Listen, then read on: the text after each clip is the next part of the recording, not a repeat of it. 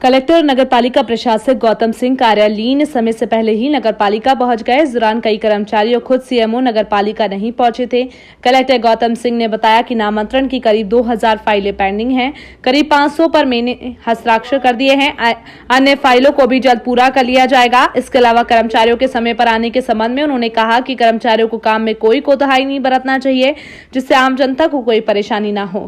File tracking system के बारे में उन्होंने कहा कि भोपाल में प्रायोगिक तौर पर शुरू किया गया है।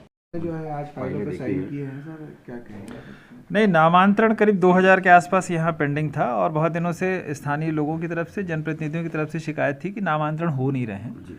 तो हमने एक अभियान चलाया है। ऑलमोस्ट 2000 की पेंडेंसी के अगेंस्ट 500 नामांतरण के संकल्प पत्र पे मेरे हस्ताक्षर हो गए हैं। तो 500 नामांतरण तो हो गए हैं। शेष जो 1500 है उसके संबंध में अगले 15 दिवस में 1200 और हो जाएंगे। 300 में इश्तहार जारी करना, स्थल जांच वगैरह, इसकी कार्रवाई पेंडिंग है। इसी तरह से जो वो है लीज नवीनीकरण, वो ऑलमोस्ट बिल्कुल जो मुझे बताया गया कि उसमें पेंडेंसी बहुत ज़्यादा नहीं है। आज 80-85 फाइलें आज इन्होंने करा ली हैं और जो 60 के करीब पेंडेंसी रहेगी 7 दिसंबर को हमसे करा लेंगे। तो जो स्थानीय जो नागरिक हैं उनसे रिक्वेस्ट है कि नामांतरण, लीज नवीनीकरण या ठेकेदारों के पेमेंट वगैरह से संबंधित फाइलें हैं जो हमको रूटीन में रोज का रोज कर देना चाहिए।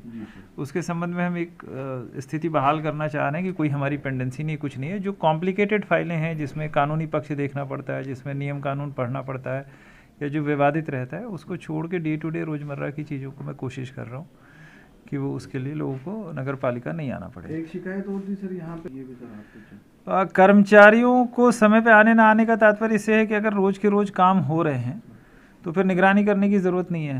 भाई कर्मचारियों को नियुक्त इसलिए किया गया है कि आदमी के काम हो जाए।